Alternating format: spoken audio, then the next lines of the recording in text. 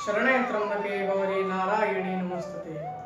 सभी प्रभु प्रेमियों को और माता के भक्तों को राधे राधे।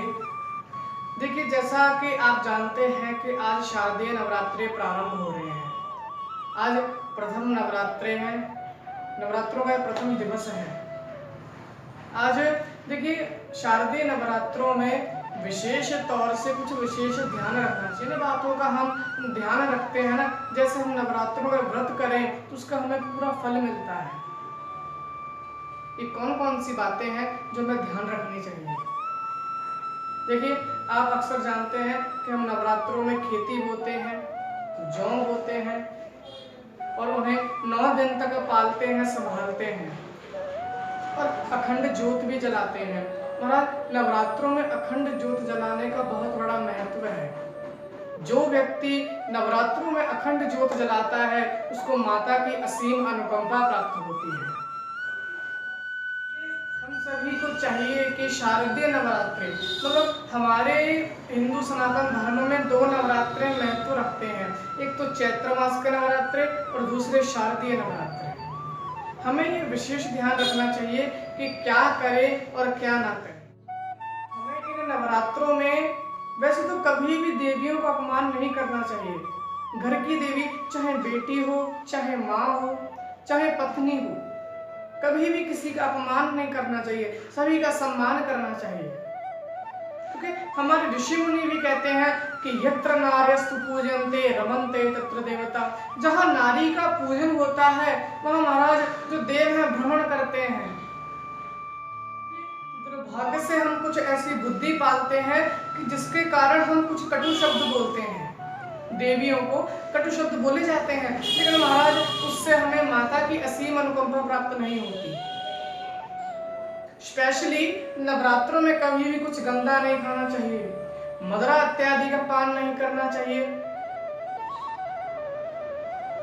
और अगर भोजन भी महाराज कम से कम करना चाहिए। हो सके तो व्रत रखते हैं, अधिकांश लोग जानते हैं कि व्रत रखा जाता है। और यदि चलो आप व्रत भी नहीं रख सकते तो भोजन कम करना चाहिए, भोजन कम करें। एक और महत्वपूर्ण बात है, हमें इन 9 दिनों में daily every day Durga Saptashati का पाठ करना चाहिए।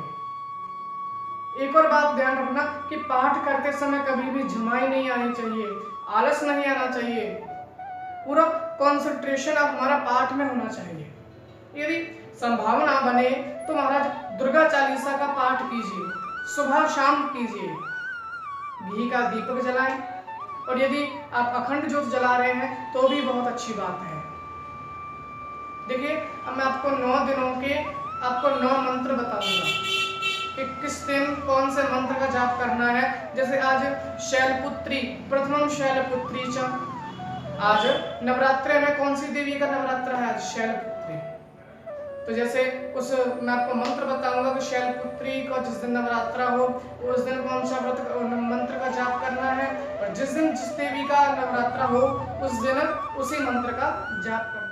9 दिनों में माँ के 9 स्वरूपों की पूजा की जाती है। जिस दिन माँ के जिस स्वरूप की पूजा की जाए उसी दिन जो आपको मैं मंत्र बता रहा हूँ उस मंत्र का जाप करना चाहिए।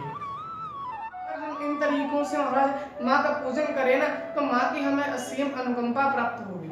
जैसे मिष्ठान का भोग लगाना चाहिए, माँ को हमें 16 श्रृंगार करके माँ का श्रृंगार करना चाहिए, उनकी व्यवस्था करनी चाहिए, विधिवत पूजा करनी चाहिए। और एक और देखिए, हम परांबा जगदम्बा माँ स्वरूपा की पूजा क्यों करते हैं? उसके पीछे एक कारण है। जब ब्रह्मा जी से दैत्यों ने वरदान मांगा शुक्राचार्य के कहने से, महाराज दैत्यों ने खूब तपस्या की और महाराज ब्रह्मा जी से वरदान मांगा, तो वरदान में उन्होंने मांगा कि हमें कभी भी कोई मानव के अस्त्र से ना मर सके, किसी देवी देवताओं के अस्त्र से ना मर सके। महाराज ऐसा वरदान मांगा कि हम कभी भी मर ना सके, किसी भी अस्त्र शस्त्र से ना मरे। महाराज उनको वरदान मिल गया। अब एक बात जैसे होती है, यदि किसी को पावर मिल जाए महाराज उसको मत तो हो जाता है, अहंकार हो रहा है महाराज, पूरे हाहाकार मचा दिया महाराज उन्होंने, पूरे महाराज जैसे पूरा महाराज विध्वंस कर दिया। वो कहते हैं ना कि कौन कुसंगत पाई नसाई, प्रभुता पाई जाहि को जन्मा जगमाही, असको जन्म असको नहीं जन्मा जगमाही।